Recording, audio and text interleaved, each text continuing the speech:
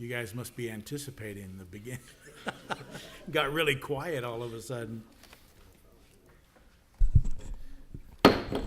Okay. We are underway with this regular meeting of the Helotes City Council. It's December 10th, 2015 at 7 p.m. I'd like to welcome all of you here. We often play to empty houses, so it's great to see a crowd. And feel free to stay for the whole meeting. It's going to be exciting. See how the city's business is done. If you are going to leave, let me know and we'll take a quick break while the kids and everybody leave, and then we'll be alone again. Okay, we're going to start off by asking if you have a cell phone or other electronic communication device, please turn it to off, silent, or vibrate. And if you would refrain from texting or talking in the room, we'd appreciate it. Starting the agenda off, we will have our invocation, and tonight Council Member Blue will be handling that. And then we have the pledge to both the American and Texas flag. So if you would please stand for the invocation and pledges.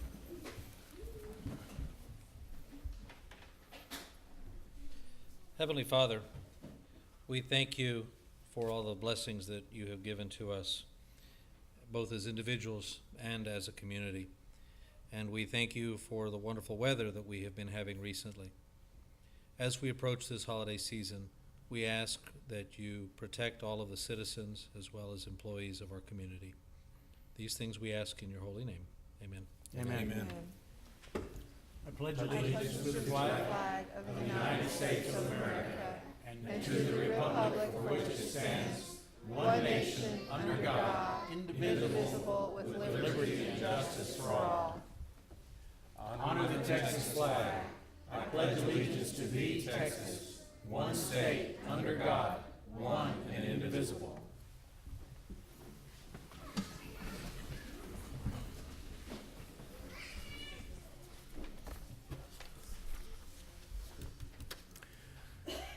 Okay, next we have some recognition. This is a certificate of recognition that's going to be presented to Los Reyes Elementary Art Program faculty and students. And this is in appreciation for an art display that they've had here in City Hall for the last couple of months. And we have kindergartners, second and third graders, 3 pieces of artwork from each grade. And they're out here in the hallway over the Historical Society's cabinet. And then there's one just around the corner. But if you get a chance, take a look at them because they're quite good and interesting. And I enjoyed looking at them, and hopefully you will too. So Julia, if you'll come up front with me, and then we'll get the kids up front, and we'll read this certificate.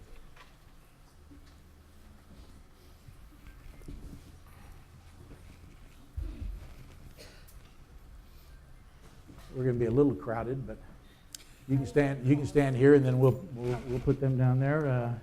You want to read the names, or you want me to? I would be honored if you would read them. Okay, very good. Help me out where I need to, but I've got it. Kai. Okay, kindergartners first. We have Kai Alvarado. Come on up. And Lene McLean. Come up. Oh, great. And Madison Schindler. This is kindergarten. Oh, she's here. Wow. feel like a magician. I just call the name and they appear. Second grade, Lauren Placoy. Lauren, come up. Hopefully you're not here already. Okay, good. You're going to get a little scary. Haley Hennig. Haley. And Christian Hubbard. Come on up. This is second grade. Then third grade, we have Samira Busing and Noah Garza. Come on up, Noah. And Carrington Dunford. And again, this is the last 3 were third graders. This is from the Office of the Mayor, Helotes, Texas, and it is a certificate of recognition presented to Los Reyes Elementary Art Program for the art exhibit in City Hall. And it says, the City Council of the City of Helotes presents this certificate in recognition of and appreciation for your creative and imaginative artwork displayed at City Hall. You are true ambassadors for Helotes for enriching our community by promoting the value of arts in everyday life. In witness whereof, I have hereunto set my hand and caused this seal to be affixed, and I have signed it, and I'm going to present it to you now. You bet. And feel free to take pictures. Whoever wants to take a picture, get up, and we'll hold this pause for a few minutes, or pose. We'll pause and hold this pose.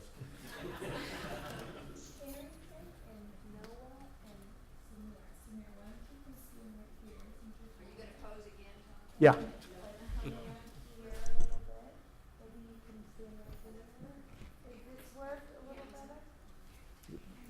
You want to get her in front?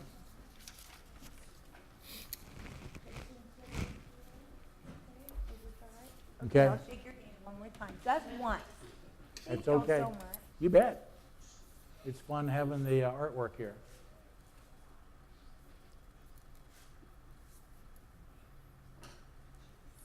We good? One more?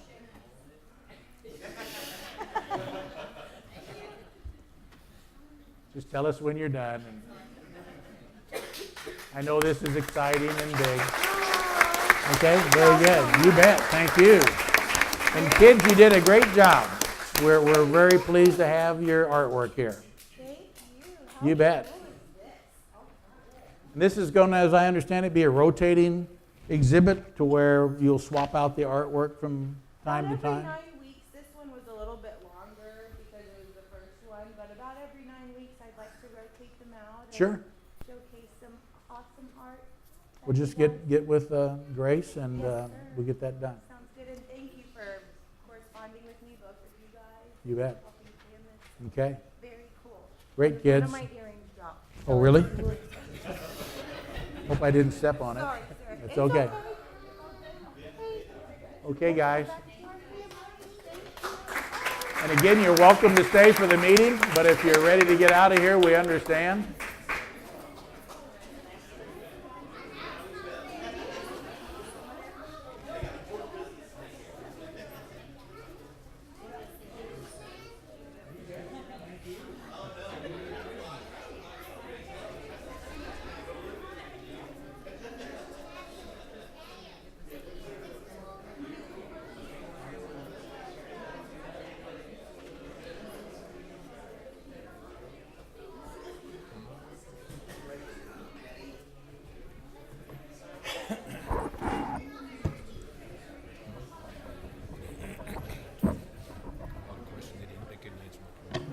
You gonna have Tony use that lapel mic on? It'll pick him up. Man. Back to normal.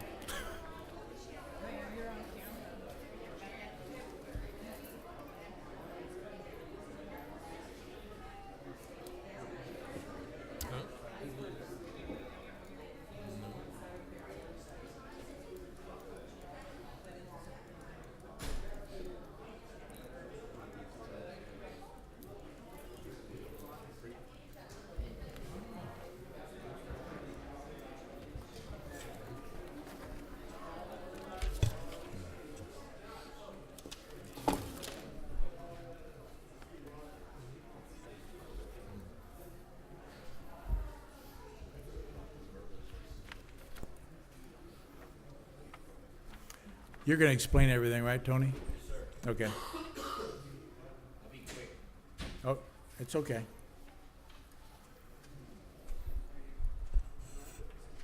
Well, the rest of you must really be diehards.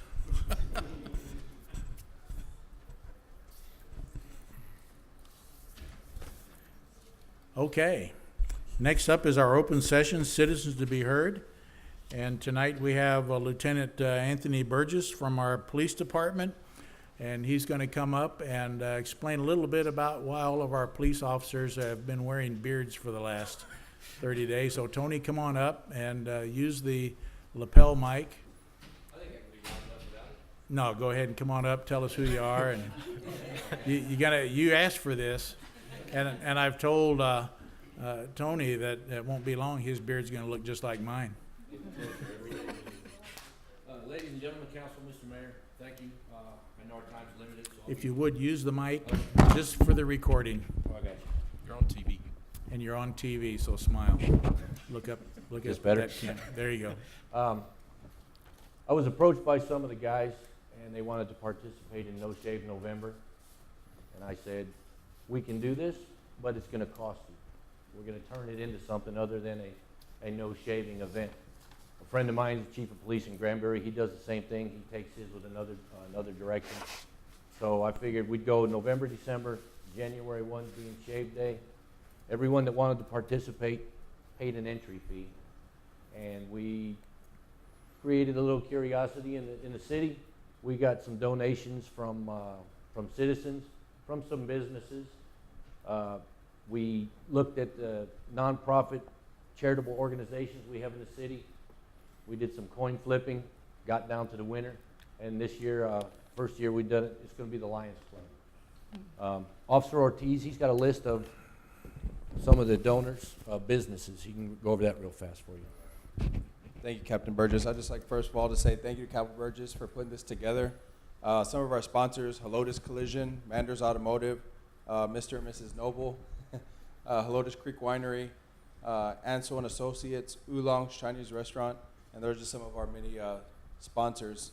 I would like to say, you know, not only was it great for our community, it also brought up a little morale with inside the PD. You know, we haven't shaved since November 1st, as you see. Some guys, you know, look like my 17-year-old son, and other guys got a little more white than his. But I'd like to say thank you to Captain Burgess for putting this together, and hopefully we'll be doing this again next year. Thank you. Officer Noble knows he has until January then, right, to keep going? Yes, he knows. He'll catch up sooner or later? Yeah. Okay. So I've got two people that are on my favorite people in the world list from the Lions Club, if they could come up. Maxine. And did I hear you say they won by a coin flip? We had 4 or 5 to go through, and we just eliminated, and they won. Okay, great. So we have an envelope, and we've got just a little over $1,800 for it, $1,810. So that's for the Lions Club.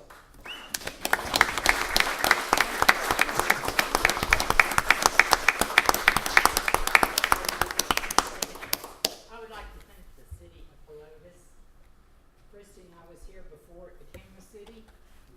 Use the, and just tell us who you are, Maxine. I'm Maxine Binky, and I am a Helotes Lion. I'm also a citizen of Helotes. And we have been here, the Lions Club in Helotes have been here 65 years, I believe, we're going on. And we're one of the largest nonprofit organizations in the world. Working since 1978, seeing Helotes become a city, incorporated, and buying vests for the policemen, their sticks, all kinds of things that the Lions Club did for them. And Christy and I are very proud to have done that. We're proud of you guys. And grateful. Thank you, all of you. And I would like to point out, too, that these two gals spent a whole Saturday with a crew from the Lions Club and helped us decorate City Hall. And we certainly appreciate We're that. also doing the Christmas night parade, so come out Oh, and yeah. watch it. Okay, good. Rain or shine, it's gonna be there. I bought ponchos, so it won't matter. Okay, good. You bet. Thank you, Tony.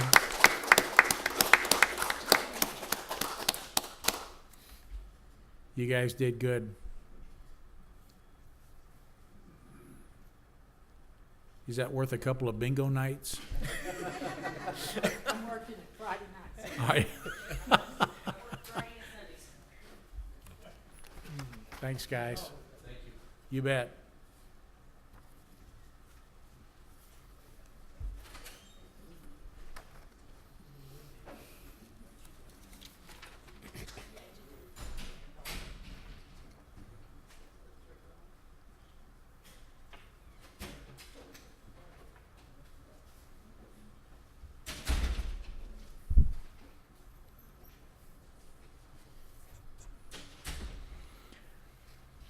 Okay, next up is our consent agenda. And in our meetings, as many meetings like this in cities and other organizations, a consent agenda is typically a grouping of items. And the intention here is these items are considered routine by not only me, but the staff. And so they're presented to council in the hopes of, with being able to handle them with one motion and a second and a vote.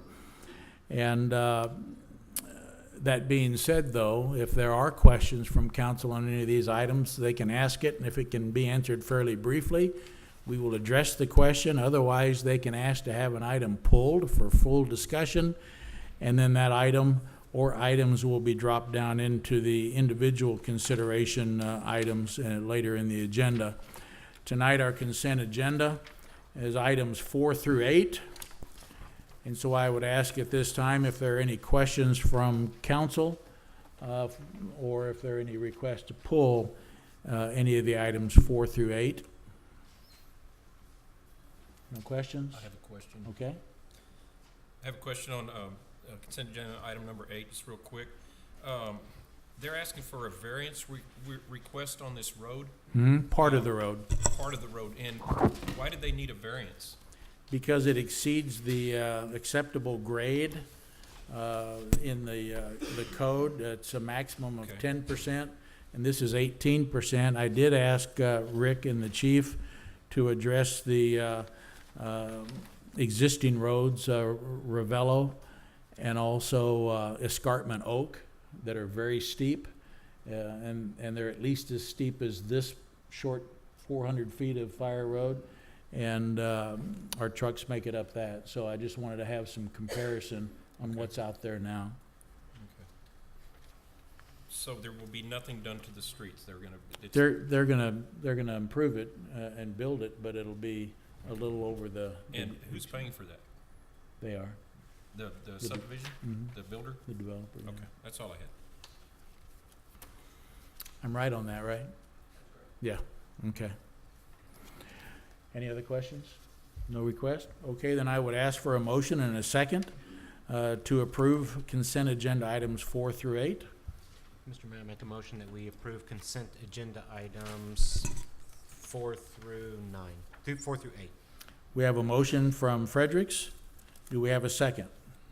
I'll second it. Okay, we have a motion from Fredericks, a second from Blue to approve consent agenda items 4 through 8. All in favor, say aye. Aye. Opposed, say no. Motion carries. Consent agenda items 4 through 8 are approved. That moves us into the next part of the agenda, number 9. Number 9 is discussion and action on a request by Flora Store for a conceptual design plan for a new part of their venue. So I would ask for a motion and a second to open this up for discussion and take action on approving or denying the conceptual design plan. Mayor, I'll make a motion, we discuss, take action on agenda item 9. We have a motion from Buys. Do we have a second? Second. Second from Fredericks. Bert, it's your motion, so you're up on discussion. Okay, they're not asking for a variance for this, is that correct? It's just, the reason that it's because it's a 2-story structure? Is that why it came to P and Z? No, it's a commercial development. Oh, it's So it because has to go, so in Old Town, it goes before P and Z and then also City Council. Okay, were the businesses within the 200-foot radius, were they notified on this, or they didn't need to be according to No, this? there is no notification for a conceptual. Yeah. All right, that's good. I like the design. That's all I had. Paul? I guess and I didn't have a chance to go by. How tall is that fence there on that backside? Do we know how tall that fence is? So how I'm tall just- over the fence is it I'm gonna be, I guessing it's guess? an 8 to 10 foot tall fence. So it says it's for 100 by 25, so 25 feet from the ground up. It would be 25 feet from the elevated terrace level that's included within your packet. So on top of the existing patio Okay. right there is their VIP area. It would be 25 feet up above from that, that, okay. which would act as a cover for the existing Right, plus right, a right. second story. Right. Okay.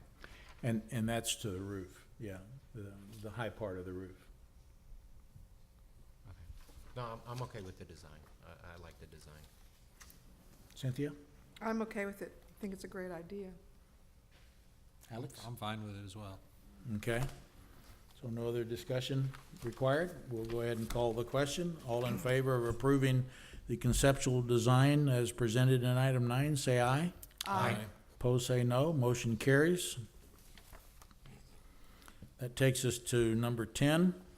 This is discussion and action on an additional services proposal form for environmental services in the amount of $47,725 for the linear park plan, and I would look for a motion and a second to discuss and take action. Mr. Mayor, I make a motion that we discuss and take action on item number 10 as written. We have a motion from Fredericks, a second. I'll second. Second from Buys. Okay, Paul? I guess the question I have is, have we gone out and surveyed? Has the survey been completed on the linear park as of yet? Surveys have been conducted, yes. I wouldn't say that we're 100%, but they have been conducted. And are we okay on the easements and negotiating of the easements? We are currently working on easements.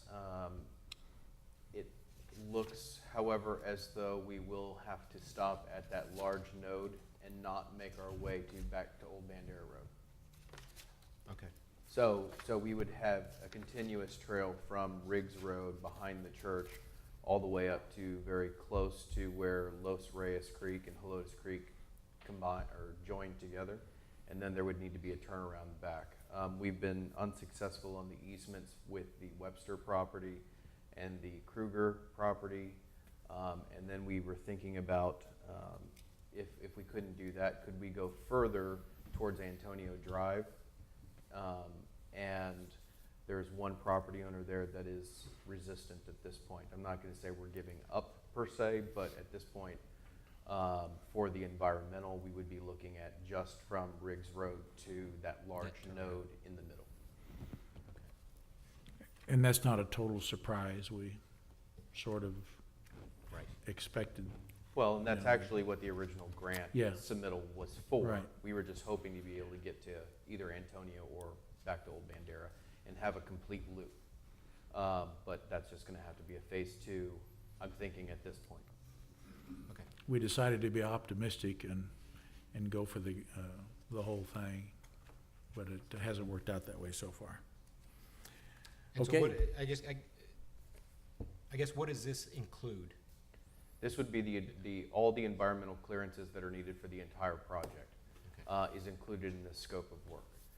It was not originally included in the scope of work or the base lump sum fee because we didn't quite know until it was planned out or designed what areas we would need to have environmental done in and what areas we wouldn't. And so that's why under the original contract, which was included in your packet, it says to be decided under environmental because we had to get to a point where we knew what areas we were talking about before we did environmental and got a scope of work.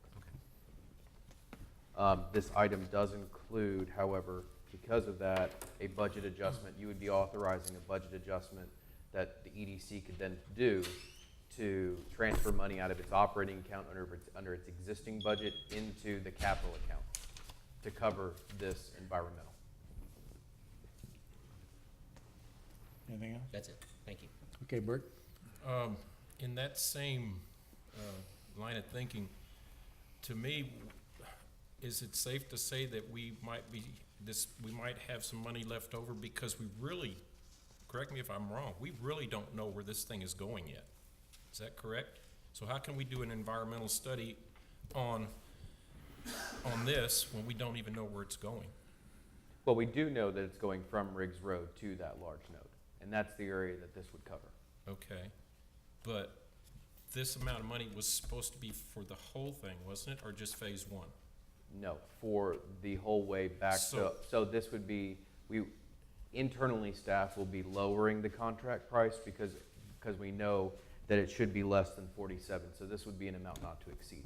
Okay, So it's safe to say that we should spend all of this. We should Because get, we're not going we as should far at get, this time. we should get a credit. Now, it's gonna be a relatively small credit because we're only talking about a very small piece compared to the portion between the node and Riggs Road. But we should get some sort of credit. Okay, so the environmental study is starting when? It would start after authorization from the EDC next Wednesday. Okay, but Rick, I'm still not getting it. We don't know where it's going yet completely. I mean, we still could go further than that. We still could go up, what is that, up to Antonio Road. I mean, should we wait until, we find out exactly where we're gonna end this or where it's gonna end before we spend this money? Well, we're pretty confident that it's gonna end at that large node. Are you? Yeah. Okay. I mean, unfortunately, unless the city looked at other mechanisms to acquire the property, we're sort of at a sticking point here. Okay. That's all I Anything have. else? Alex? No, I don't have anything, thank you. Cynthia? No. No? Any follow-up from you, Paul? No, sir. Okay. We'll call the question on 10. All in favor, say aye. Aye. Opposed, say no. Motion carries.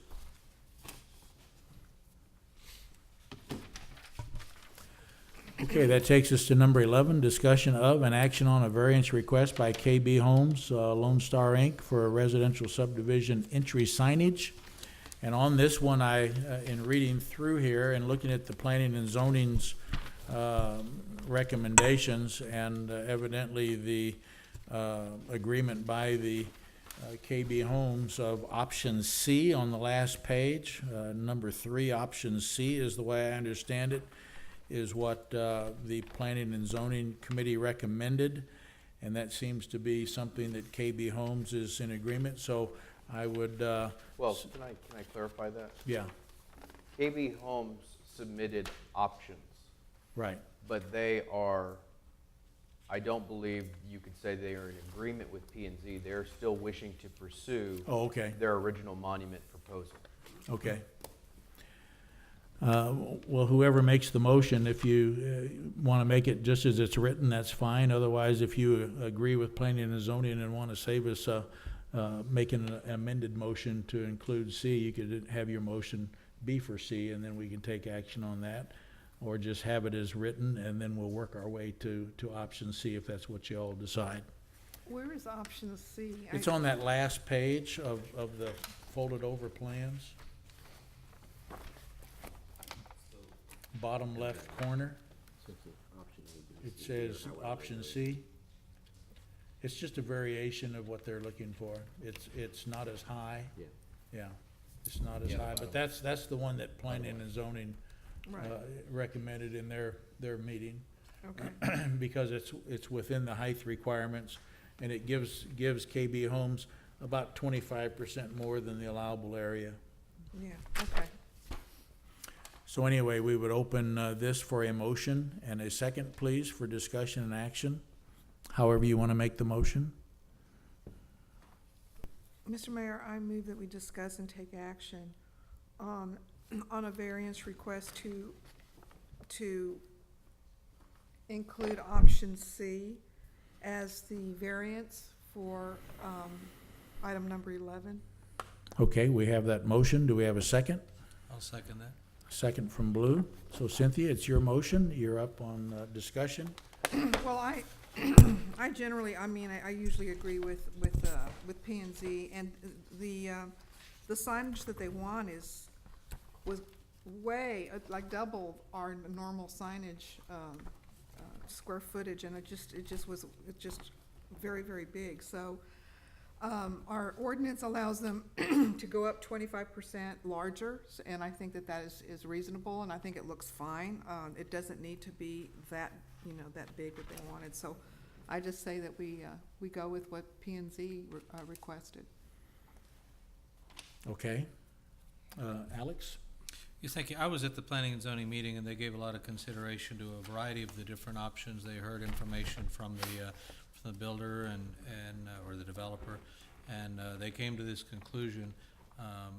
Also in recognition that it hasn't been too long ago that we actually raised the size requirement from smaller to the amount that is in our current ordinance, And then this provides them to recommend up to 25% above that new requirement, which is still, was about 50% bigger than it was even before that. So I concur that option C is the best one, that not only allows the developer to have a good-sized entrance sign, it is gonna be located in an island at 2 different locations at the entrance to their, to the neighborhood. It's not sunken into some deep hole or anything, as we've seen some others. It'll be right in the middle of their roadway with an in and out on either side of it, so it's gonna be there. It also is gonna be lit. And so I think that it's internally lit. And so I think it easily is gonna be visible, and it's a good sign. It looks good, and I think that the size fits what we're looking for. Okay. Paul?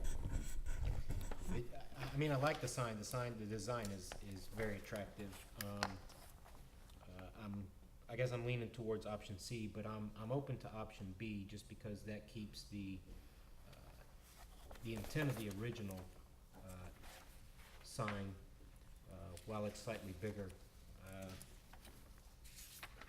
than what P&Z recommended. I think is an attractive sign. And option B gives them the ability to take that bigger sign that they originally wanted and just scale it down.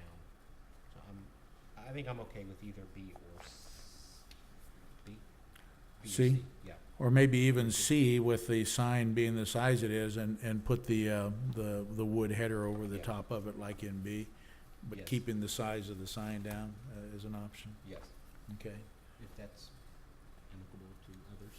okay. Bert? Okay, what did you suggest about the wooden header, Mayor? Since P and Z had C, if the wood, as in the colored picture in the front, or on option B, or even C, is important to KB Homes, perhaps they could modify, keep the size of the sign as in option C, but go ahead and put that wood across the top of it, if that's something that they would like to have in their design. It's gonna take the total height a little higher, but only a couple of feet, which the top of those columns is 8.5 feet, so it'll still keep them under the 12 feet. So as long as they're under the 12 feet and the size of the sign is not more than 25% over, it's an option y'all could consider and allow them to modify option C to add the wood as long as the total is under 12 feet. Am I right on that, Rick? 12 feet? Not there?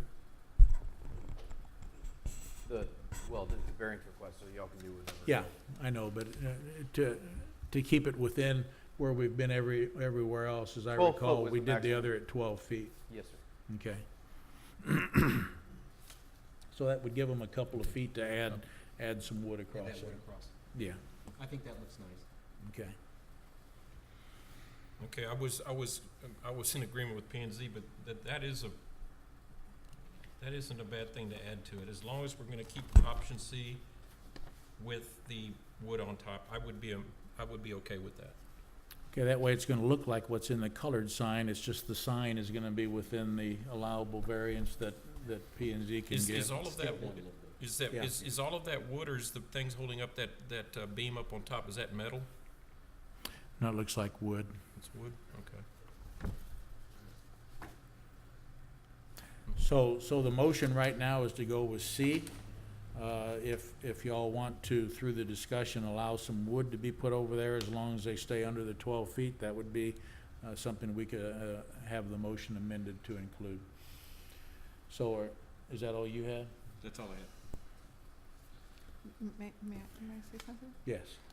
Okay, so I'm looking at B. I think one of the points was the square footage of the whole thing, okay? So, option C is 178 square feet, which I think brings in the 25%. But if you put, because the, option B, is pretty much the same size as this one. So you add that top header, now it becomes 229 square feet. I think that's just the sign, the footage is the sign itself that says the ridge. It doesn't include all Yeah, the because columns. the sign in option C is 72 square feet for the sign cabinet, In option B, it's 95 square feet for the sign cabinet. And the height is different. Yeah. Option B is 10 foot, option Yeah. C, Is 8.5? So the 25% variance is actually the sign itself, Right. the face of the sign. I this- see, yes, I cabinet is see, smaller. that's what you're talking The about, cabinet is okay. Yeah. smaller. All right. So- the height is only different because of the So wood it's on top. basically the design of adding the wood Adding on the wood, top. if they want to. You Yeah. could approve it as an option. They can take C or add the wood, as long as it stays under 12 feet. Exactly. Would be a good suggestion in my Yeah. mind. Yeah, it does add something to it, that design. So, Okay. Mr. Mayor, before we amend the motion, if I may, just to clarify, because option C has a height of about 8 feet. 8.5 feet. 8.5. And that beam on top, according to the design on option B, basically is about a 12-foot beam, a 12-inch beam, right? We have the representatives of the developer here. So it's about a 1-foot tall beam on top. Right. So I think that, I know what you're saying, not go above 12 feet, but when you're talking 8.5 feet and a 1-foot beam, I don't think we would be looking for 3 feet of gap in between, so. I'm not saying it think- has to be But at we're- 12. So we're not talking about raising the size of either size of the column to allow the whole column's No. beam to go to 12 feet. No. So we're going with the size of everything on It would- C, It would be proportional, just like but B. just add the beam a little bit above the Correct. size C columns in here. That- What I'm okay. saying is, That's what I that wanna would keep it clarify. under 12 feet. Very much so. Yeah. Yes. Okay.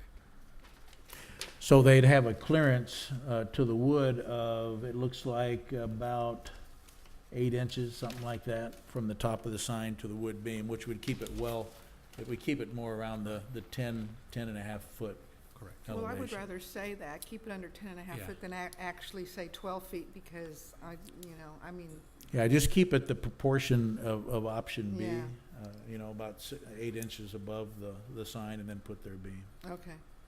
I would be for You wanna that, say and that? I could say that, I think. I don't know. I'm gonna amend my motion Okay, and stay with option C. However, allow them to. allow them to add the beam up to a proportional 10.5 feet perhaps. However, it's gonna look proportional to that sign. Right. The wood beam would not exceed 8 to 12 inches above the sign, as in option B, Correct. Yes, okay? ditto. And my second will agree with that. Okay. Do we have any other discussion? Cynthia, you want to make any other comments? No. Alex, Bert, anybody? Paul? Okay, so just to be sure we're clear, and correct me if I say this wrong, Cynthia, but the decision of the council, if, when they approve this motion, would be to allow option C, but give KB Homes the option of adding the wood header is in option B, as long as it stayed the same proportion above the sign. It looks like about 8 inches to the bottom of the beam, and then run the beam across. Correct. Okay, no further discussion, then we will, and we're not telling them they have to do that, that's just an No, option. it's just an option. Okay, so we'll call the question. All in favor, say aye. Aye. Opposed, say no. Motion carries.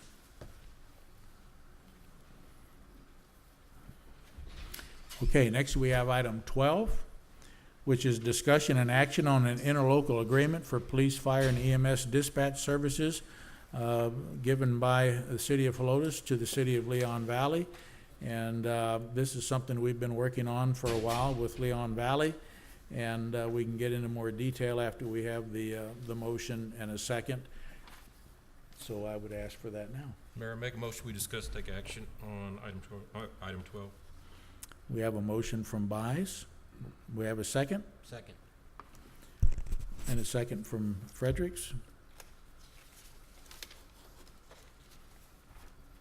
Okay, Bert, you're up. Okay, I've got a couple of questions about it.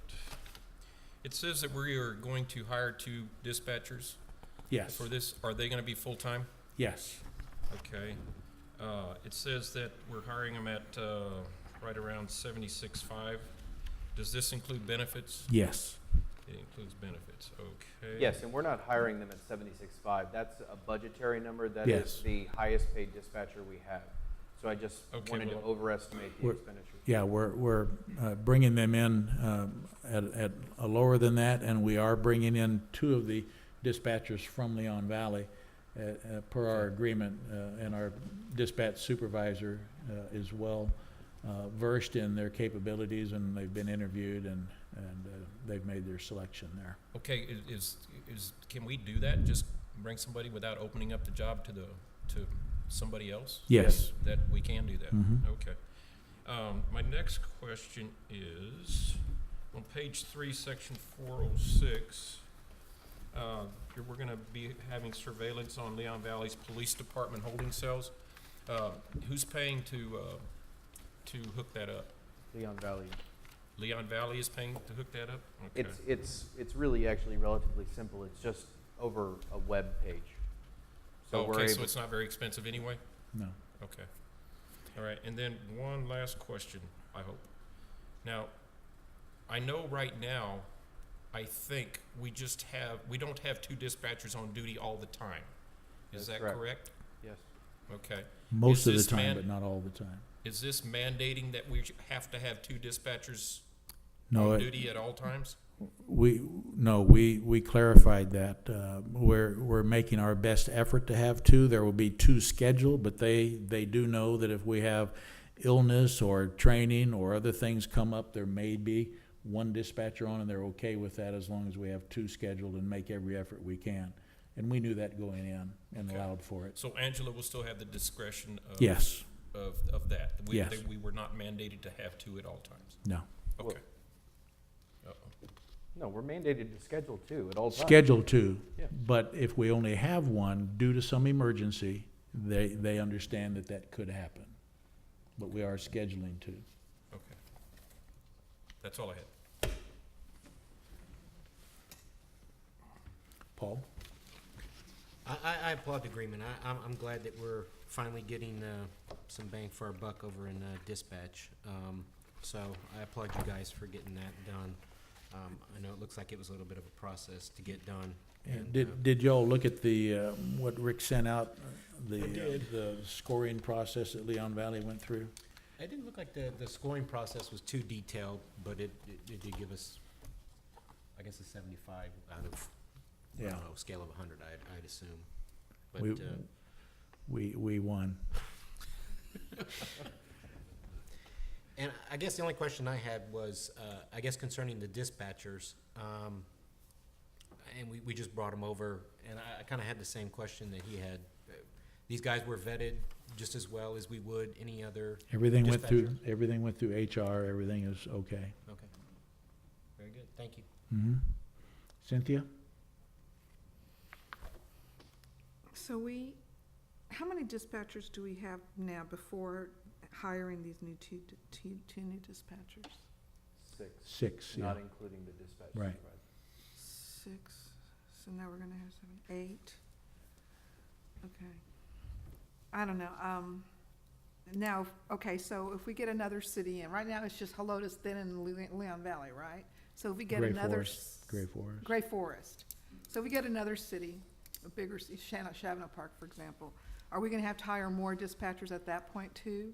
Well, getting Leon Valley and with the volume they have and with the current volume that we have, I doubt we're gonna go out and actively look for more right away until we at least see how this works out. How this works? Mhm. Because, we lose money every year in this area, and this is, to me, it's almost like a break-even kind of a thing. Yes, we're gonna have a little, we have to, so I just was wondering how much it's gonna cost. It's gonna help us overall, and as I've said many times, every department we have is a red ink situation.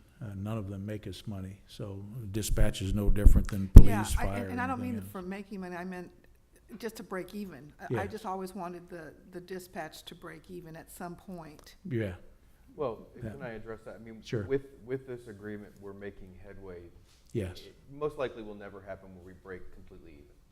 But we're making headway. I mean, you are netting 20% here, which is a decent profit margin. Okay. Yeah, we looked at the numbers very carefully and discussed it in detail with Angela. And she indicated what the needs would be, and so we designed our bid and our presentation accordingly, and here we are with it, so. Yeah. And I will say that while they were remodeling, I believe it was addressed in the backup information, that their dispatchers actually worked out of our dispatch center for a while, and that's how Angela got to know most of them, and it worked out fine, handling the volume there, plus ours. So we don't really anticipate any real concerns. And to Councilman Frederick's question about vetting, that is really when she was able to vet those employees when they weren't our employees. Yeah, That's good, I didn't know that. yeah. Yeah, And they they were spent here some time. for about a month and a Month. half. Oh, Oh, 2 3 months? months, 2 sorry. months? oh, 3 months. Wow, okay, Yeah. fantastic. Okay. Anything else? Alex? Yeah, actually, I don't have any questions as much as say that I think it's a positive thing. I like the others, think that it's a good thing that we're able to get some extra use out of some of the equipment that we have. If we make a little bit more on it than we're spending on it, that's fine. But I think the law of large numbers will tell you eventually you'll get closer and closer to the right thing if you can get more on board. The other thing I think would be a positive is if we have 8 dispatchers instead of 6, it's going to make it easier to schedule even for when we have our own dispatching to be done. Correct. I'm sure with 6 and we're trying to cover a 24 hours, 7 days a week kind of thing, it can get pretty challenging, especially if someone gets sick. Then you're worried about going well over 40 hours a week for somebody in overtime. And with 8, it's going to give us a little more flexibility, I think, in that sense. The bigger you get the operation, the better you're going to be able to handle the one-off situations that occur. And I think it's positive in that sense. So I'm glad we're able to do that. And I know we want to hold off on it, but I don't want us to stop looking to add some more into the mix, because I think that's the best way to do that. Maybe this relationship with Leon Valley will allow them to then brag to others about what we're able to do and to bring us some other quality work as well. Yeah, and they came out and Angela gave them a tour, both their chiefs and their new city manager, and they were quite pleased with what they saw. And I did not say we weren't going to go out and look No, for I know. more, but initially we're going to see how this works and make sure that everything is as we anticipated. And the interesting thing in this process was that we saw that Bear County, who has been giving everyone, all the other cities, free dispatch service, actually bid 144, a little over our bid. And so that has put them on our radar to go out when we do talk to other cities, see if Bear County is starting to charge other cities, which will make them more apt to want to come to Yeah. us as we can handle it. So we're certainly going to look at future agencies to bring on as we can handle it and make sure we can handle it and have that additional revenue. So that would be great. Thank you. Mhm. Anybody else? Yep. Any other discussion? You? I had Go one more ahead. question. Heaven forbid, maybe I'm worrying too much, but let's say Leon Valley pulls out, and who would be the first employees to be let go? It These would new have to- ones, and they know that And they going know in. that? Mhm. They would be the first ones to? Yes, and that's allowed in our policies and It procedures. is? Mhm. Okay, that's all I We tried to think of have. contingencies, yes. There's one other question I had. Okay. Under, when they were talking about the disadvantages of Helotes, it said no MDT option for fire. What did that mean? I wasn't, what's MDT? It's a fancy Mobile term data. for it's a Computer. laptop. Oh, Yeah. okay. Mobile data What that terminal. means is that we do, our CAD, our computer-aided dispatch, the thing that they type in to Right. put calls in, cannot speak at this point to the laptops that are in either the police or the fire vehicles. And by speak, I mean that you can't message back and forth, and so that was one of the things the fire department there would like to see. We were talking about that at budget season, I believe. Yes. Okay. And on this, they're going in knowing that anything that they require in the way of equipment or software or anything else to make this work, that cost is their responsibility. Okay? Anything else?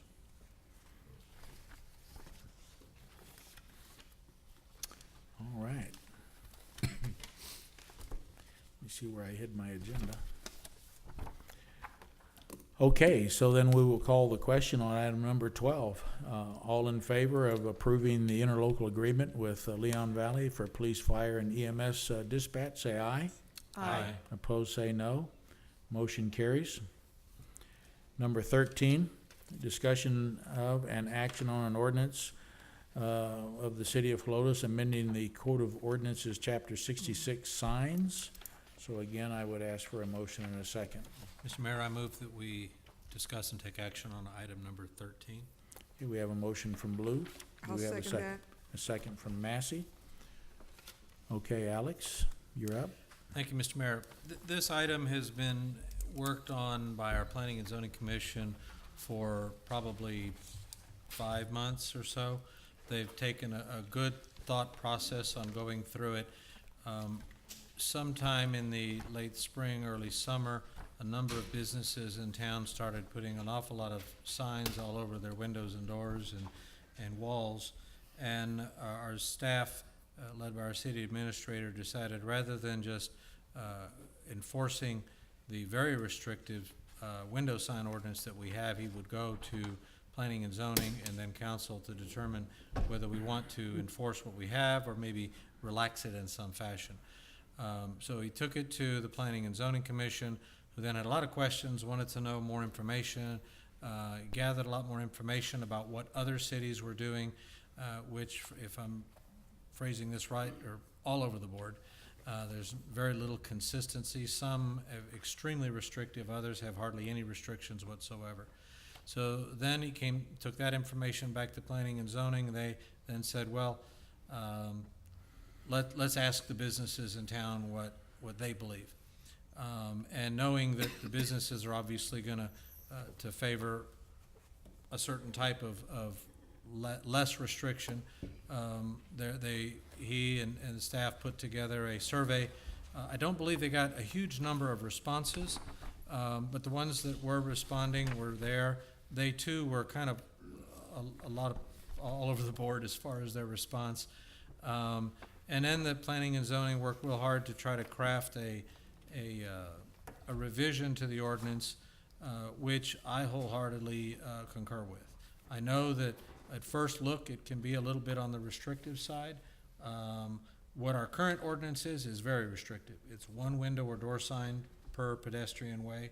The businesses are also, of course, allowed a wall sign, and we're not discussing the wall signs. The Planning and Zoning was also considering what our city administrator flyer, because it's not a permanent sign or something that would go into the window. But then it all depends on what direction the code enforcement officer is given. The other thing too is you can't regulate state law signs. So if they're selling cigarettes or they're selling beer, that's trumped by our ordinance. This does exempt open or closed status. It does exempt times, business times, open for business times. It does exempt those types of things. But the answer to your question about if you have two signs in one window, no. This pretty much says that you can only have one sign per window. It doesn't matter the size of the window? No.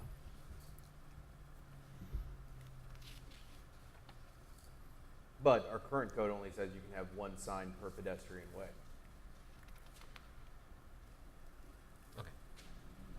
Bert? I agree with Councilmember Massey on this because we have to allow our businesses some way to make it. And I'm glad you brought up the flyer thing too, because I've used Valley Mart before and places like that to advertise like the Carnival golf tournament and stuff like that. And you put enough of those up, and I guess you can consider that clutter too.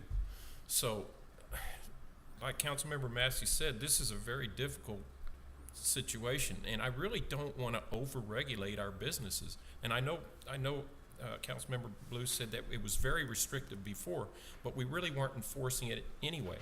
So my real question is, where did all this come from? Was there a business that complained? Citizen complained? what? Well, let me just address that, and then you can add to it. But that was going to be my opening comment, is that, especially since it's been brought up that we don't enforce the ordinance. And that's not uncommon in ordinances like this, unless we get complaints from citizens or other people, and then we start looking at things and seeing if there's any reason why we should pay more attention to it. And I asked Rick if he had received any complaints because of excessive or unsightly window signs in businesses, and he has not to date received any. I asked Ernest up front, and Ernest usually gets the complaints.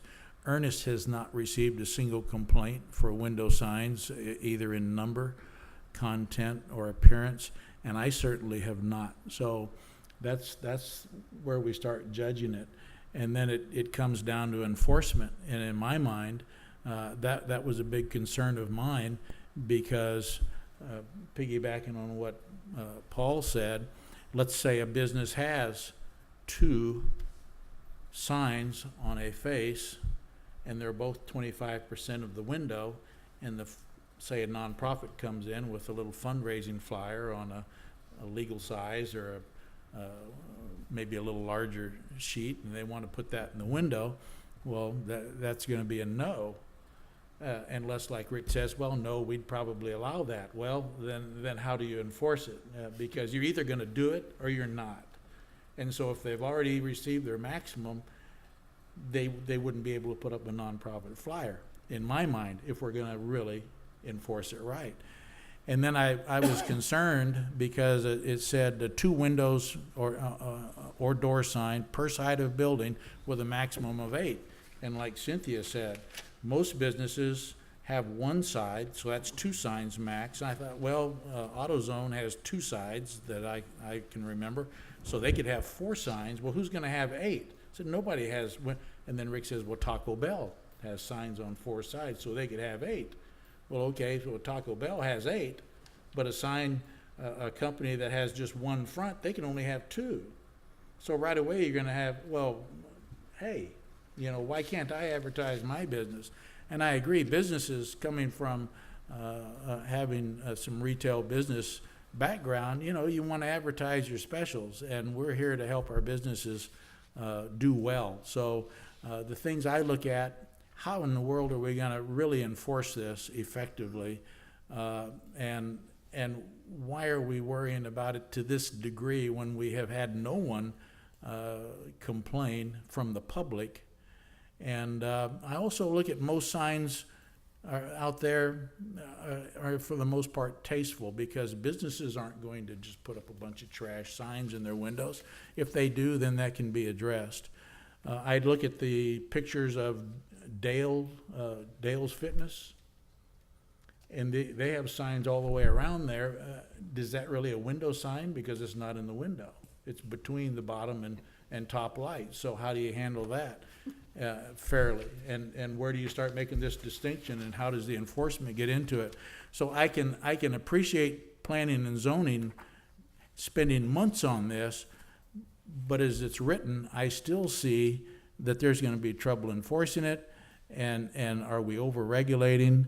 And, how are you going to talk to a business that has 2 signs max and others that can have 6 or 8? And in talking to Ernest this afternoon, he said that at least one of the municipalities that does not regulate this said the reason they chose not to is they were getting so much in the way of concerns back from businesses because they weren't allowed to advertise their specials and stuff. And those are the comments that I had, and I'd like for y'all to, go back through and just talk that plus your stuff. So we'll go back to Alex.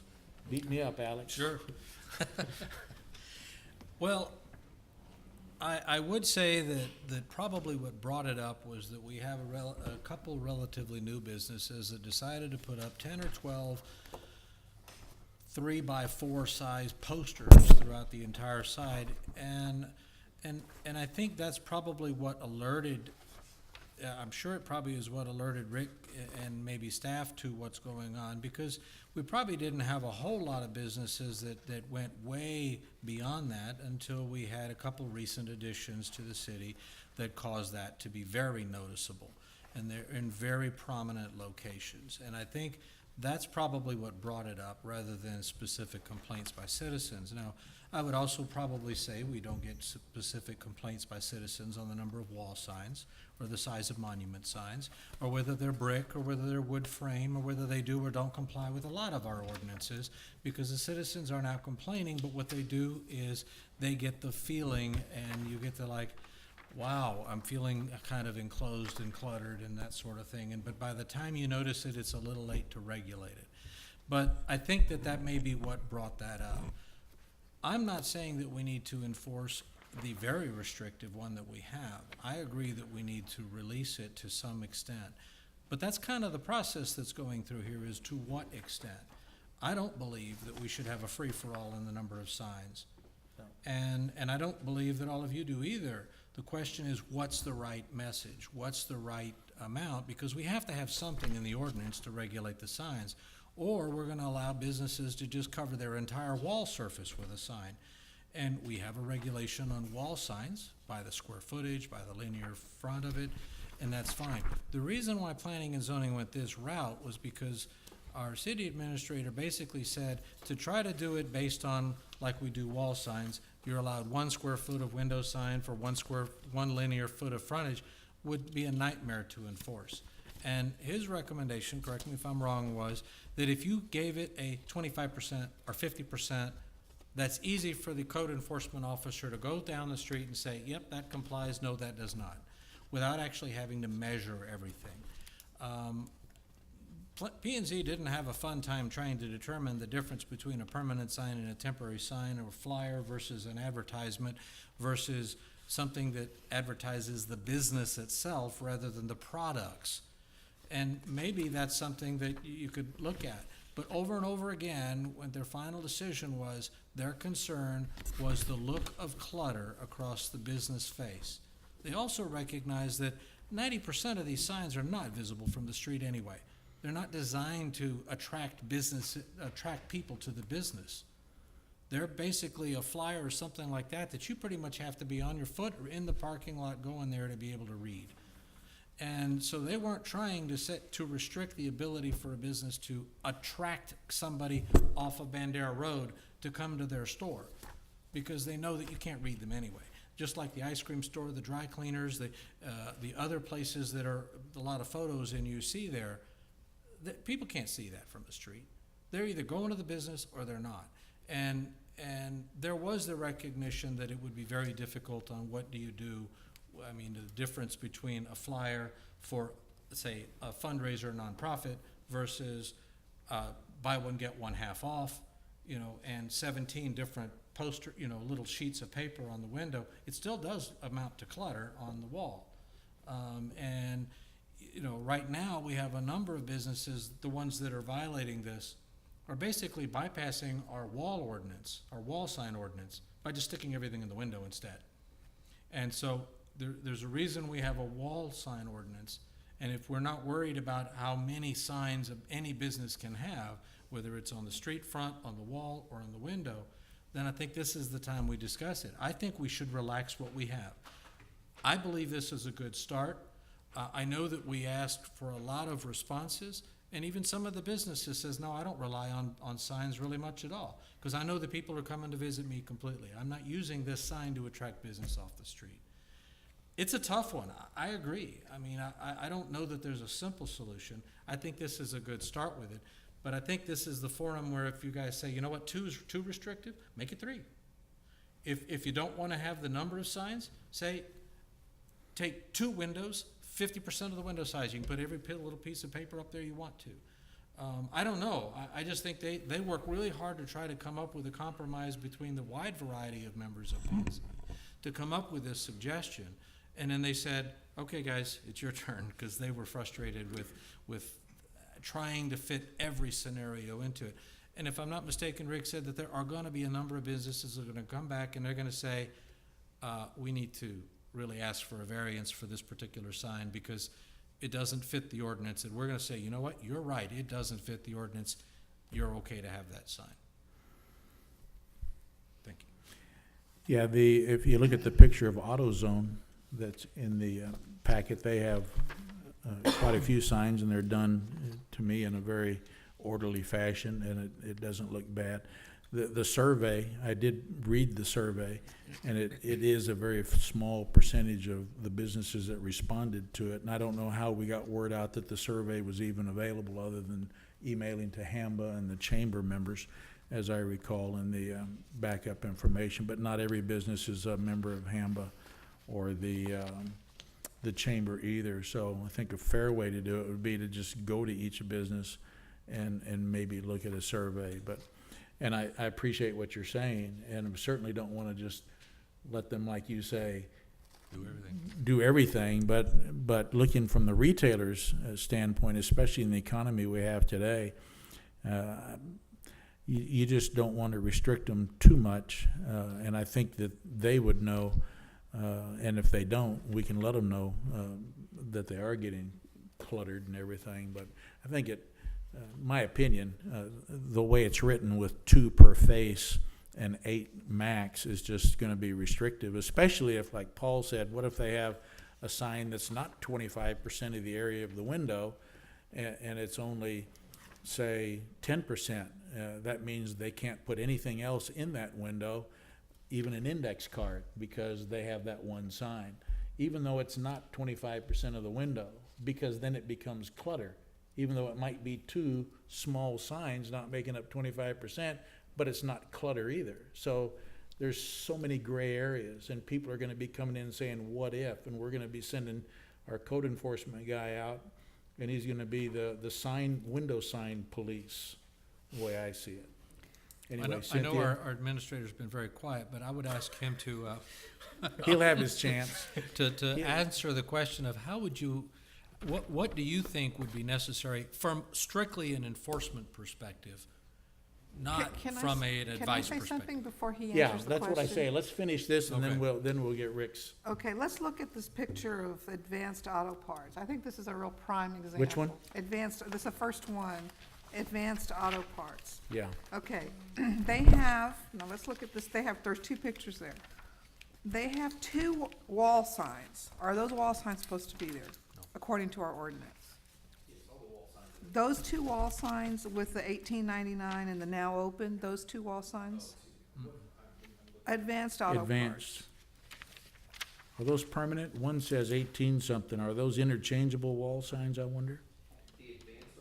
Yeah, Yes, it's on it's the first the page. first picture. The first No, picture. none of those are permitted. I was waiting to enforce that until we got through this Interon window so I could But, address so, it. you are allowed to have wall signs? No, they aren't allowed to have any of those. Okay. They already have a wall sign that says Advanced Auto Parts And- above the front door. Okay, so, so this is the situation. You got, out of compliance, you got 2 wall signs on the front wall. Then you look at the little windows, and those windows, if you look at the back page, there's, let's see, now open. 1, 2, 3, 4, 5, which includes the door. So that's 5 signs. But what's really interesting is that gigantic wall in front. Okay, so you really, if the 2 wall signs are taken down, which they're out of compliance, and you only allow them 2 signs, okay, there's just those 2 that are on the window, and you just leave the other windows open, I guess, there's not gonna be anything there. There's 2 other wall signs over on the other side. Well, you know why all those signs are there, is because that big wall is right in front of their doorway. But anyway, so how would we handle something like that? It just doesn't, with the design of that particular building is just not really conducive, I mean, those poor people have to put 15 signs up so people can even know they're there. Yeah. Seriously. I mean, yes, it's beginning to look a little cluttered. There's a lot of signs there. I have to agree. Now open, do we really have to have 2 now open signs? I mean, that's a way we can, Yeah, and those little ones that say free and Yeah. stuff like that. yeah, that kind of stuff. I mean, why is that, you can't even read it. What is it free? Well, people going in will see it. Yeah, okay. Like well, Alex said. So anyway, but the point is, with this ordinance that we may pass, and you only can have 2 window signs, these people are pretty much out of business. Yes, but the current ordinance that we have would only allow them 1. Oh, so we, yeah. So, That's so the all. question is, the question was about, well, do they really need 2 now open signs? Well, I can't send a code enforcement officer there to say, do you really need 2 now open signs? Because the code says they're only allowed 1. So he's not gonna want to, nor should he be in the business of determining what the content of that window sign. Okay, so what should or about shouldn't be. a sign, if you have, how many windows is that? I mean, it has a little pane in between. Do you count that as 1, 2, 3? Yes, what, each one 4, would be a 5? separate. Okay. And if you can count that 1, 2, 3, 4, that's 5 windows? Mm-hmm. Plus the door, you can put something on the door too? So there's, it looks like there's 2, 1, 2, 3, 4, 5, 6, 7. They don't have any, they just have the free thing on the door. Maybe they need somebody to help them with their signs, but I don't know. How do you handle something like this? You don't want the guys to go out of business, and you can't just tell them they can only have 2 signs or one sign. Well, they've obviously are ignoring that totally. Well, this same thing happened several years ago with banners. We started seeing banners. I noticed banners everywhere. Oh, yeah. And so I asked Rick to have Joe start going out and checking to see which banners were permitted and which ones weren't. And if you recall, we went ahead and addressed a banner ordinance, Right. and we allowed them a certain amount of time, but then they had to renew it, and then they had a total number of days a year. So we tried to clamp down on it, but they still pop up everywhere. And we Right. try and keep up with it, but it's hard. And so the same thing's gonna happen here. And we'll be a little more diligent, but I agree with Cynthia that so many of these businesses really do have specials come and go, and limiting them to just 2 signs at 25% of each window is very restrictive to them being able to advertise their stuff. And then you start seeing the little flyers come up, and when do you say no, and when do you say yes, and do we really want to be the sign police for windows that much? We need to enforce it better than what we have, but we don't want to be, even though 1 sign is very restrictive, I think 2 signs is still restrictive, but then I don't have a vote. I'm But- just tossing this out to you. May I address something, sir? The Yes. problem that we have is if we are going to enforce it, you have to enforce it to 1. That is correct. So we're really not going to enforce it, because then we would be telling everybody they have to take down all of their signs. No, the objective is to come up with something new, but maybe address it, not restricting it to 2, but maybe go up a little. Sure, no, I understand that. I'm just saying, but if council was to take no action, That is correct. we would not be taking any action in the field, That is correct. because there is no definitive guidance. That is correct. Okay. What about a percentage, not of, okay, not, don't say you can only have 2. One in, because say you have this large expansive window. Maybe you could say it can't cover your signs. It doesn't matter how many they are, I mean, I guess, I don't know, that might not work either, but a percentage, it needs to be a percentage of the window, the whole, all Each of them, window. each window. Instead of just saying, Well, that, if I may, I mean, that would be easy to enforce. If you said you could have a sign on every window, but it couldn't exceed 25 or 50% of the area of the window, from a car seat, one could generally tell if it was in compliance or if it wasn't. That is what I was talking to P&Z about. I wanted something that from a windshield survey, the code enforcement officer say, yeah, it generally complies, or it clearly doesn't. Yeah. and they have to also understand, and I don't know how this can work, that, okay, now they're given carte blanche, they can put a sign in every window. Does that really, but see, what they don't see, maybe they don't understand that marketing, people tend to just block things out if there's too much clutter. And that's the other thing. you want them to advertise, but you don't want so much clutter that there's 15 signs and you go, okay, which one am I gonna look at? You know, I'm not gonna look at any of them, I'm too tired. Well, that's the businesses, That's the business's problem. Problem. They need to figure that out, you know, and, because you look at AutoZone, you I'm look looking at this AutoZone. look at that's- Golden Chicks picture, they have one in each window, a smaller sign. And it's not ugly or anything. Can I say something? Yeah, We move on? well, let's finish up. Let's see, who are we with? Golden Cynthia, Chick. so I went to Paul next, I believe. You know, I agree. Clutter's in the eye of the beholder, right? I mean, it's what one person considers clutter, the other one considers marketing. So I like the idea of a percentage per window. Something that's easily enforceable for y'all and the business can easily understand. That's all I. Like a 25%? If it's 25%, it's 25%. If it's 30, that's fine, but easily understandable, easily enforceable. Okay, Bert. Okay, we're gonna go back to the advanced auto part. What the deal is here with all these are the specials that they run. They're just getting these posters from corporate. They can't tell corporate, well, send me one that's only gonna be 50% of my window or whatever. They're getting it from corporate. This free stuff is like, let's say you go in to go buy a set of brake pads, okay? They're gonna say right here, free rotor turning, they're free this, free that. That's how they sell extra things at their business. I mean, they have probably a couple of guys behind the counter that are working with one customer at a time, taking the part, getting the parts that they need. They don't have time to tell them about all their specials. Whenever I go to a place like this, I might glance and see, hey, the oil's cheaper over here than it is over here at another store. I'll buy it here. It's the same thing and another thing I disagree with Councilman Blue is whenever the window signs are not there to draw people in my mind. Whenever you park in that parking lot, and let's say you're going to Tejas, you glance over at Advance, you go, wow, that's a pretty good price for a battery. I'm gonna go in there and get that battery. That's how they survive.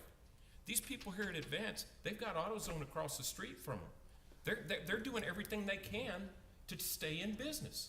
And to me, any type of if there's a way to regulate, I guess we could try. But this is not the way to do it, to regulate them and tell them, hey, look, you gotta have just 50%, you can only have 5 signs. All this stuff here is not permanent. There's always a new special one coming up. All these businesses are like that. Look at the Comet Cleaners one, the next page over. Now, what are you gonna tell them? They can't have they can't have now hiring and the 24-hour drop-off. They can only have their advertisements for how much it costs to press a pair of pants. I mean, I don't understand why we would do this to our businesses. It doesn't make any sense to me. These people are, like the mayor said, these are hard times for businesses. We need to do everything we can to help them stay in business. I mean, we have had no complaints on this. I don't understand. Where's it coming from? I mean, if it gets completely out of hand, I think we'll know it. People will start complaining. But you go into Comet Cleaners and tell them they got to take down 4 of these signs. This is a small business. This is a small business. It's going to be tough for them to stay in business. Just a thought too, as far as I know, no one on planning and zoning is a retail merchant, so they probably don't have the experience of what it takes to bring people through your door. And I pretty well go to every HAMA meeting and every chamber meeting, and I talk to the business owners. And at each meeting, I make a point of telling them how much we appreciate them and that we're here to help them be successful. And I thank them for choosing Helotes to bring their business to and hopefully achieve their dreams. And the thing that I just hate to see us do is start putting our thumb down on these people. Not saying they should have carte blanche on everything, but you have to give these businesses every opportunity to be successful. And I can tell every one of them is very proud to be in Helotes, and they're working as hard as they can to pay the bills, especially in Old Town. And so I think without having retail experience, it's easy to say, yeah, you can only have 2 signs and 25% of each window, and the merchant's going, are you kidding? You have no clue. And so I think until you've walked in a retailer's shoes, and as Bert says, they have to get people through their door. And then you have to realize every person that goes through their door doesn't spend money. So they have to get as many people through that door. And if it takes cheating a little bit and sneaking a sign up in a window or something like that, more power to them. As long as we're looking at it and not getting a lot of complaints, we have to give them a certain latitude to have that success. Otherwise, we're going to see businesses dropping out of here. We're going to have more vacant spaces. Then somebody else is going to come in, or else they won't come in because they'll say, well, you don't let me even have a chance before I even open my door. So those are just my thoughts. Alex, we're back to you. We'll go one more round. Well, I understand the need and the interest in the business to do that. I can also tell you, though, that and I'll say again before, you know, we've had a lot of businesses come to before planning and zoning and also council and saying, but you know what, that sign is what my corporate office says I have to have. And then they agreed to do something different. Walmart wanted a bigger sign than we gave them. AutoZone wanted different colors than we told them because their corporate logo required that they have a window, they have a certain sign that circles the entire business. Guess what? It didn't happen. Why? Because we told them, you want to come here, you're going to have to do a little bit of different than what the corporate design says. A lot of the corporate ones will be willing to work with you on that. I'm not saying no sign. I'm not, by any means. What I am saying is, though, that we have to have something, and at this point, you know, we have worked really hard in this city to control the way the city looks. We have. And the businesses have come in. And a whole lot of them have been successful. And some of them haven't been. I'm not so sure it's because of a lack of a sign, but nonetheless, I want to be able to make it to where they can work. I think that it's very possible. But we had, I mean, P&Z worked really hard. They struggled with this, and they came up with a number. So if P&Z's recommendation here isn't adequate, then I challenge someone to come up with a number. What's it going to be? 3 signs? 4 signs? As many as they want? 25%? Plaster the wall? I haven't heard a suggestion on one. A lot of stabs at a lot of, we got to be nice and kind and let them all have signs, but no one's come up with something that works either. And that's what I would want to hear is, okay, fine. I mean, the motion's out there for me. I'll stack by the motion, but I haven't heard any recommendations from anybody else that says, we're not going to go with 3. We're not going to go with 2 signs or 25%. So what are we going to do? Because if we don't do anything, we're back to 1 sign. And we remember that we still regulate a lot of the other signage that they are allowed to have, the wall signs, the parapet signs, that sort of thing. The other thing, there's more in this. Anybody know? I'm pretty sure it's 30, isn't it? They recently revised that. Yeah, I There's a don't remember. representative- They put up some 35. 35 and 20? Okay. Okay, now that they're asking us to do that, do we have the right to raise or lower the speed? Or does their homeowners association have that right? No, their homeowners association. They Yeah, would they- regulate whatever the speed was? Yeah, and then we'll enforce that speed. Okay, but we can't, like, city council can't say, hey, I can raise the speed, the city Well, it's- council can raise the speed limit It, if they wanted to? I don't think so, because it's a PUD. Street. So Land unit we development, okay. would just enforce what they want. And I'm assuming you want to keep it the same?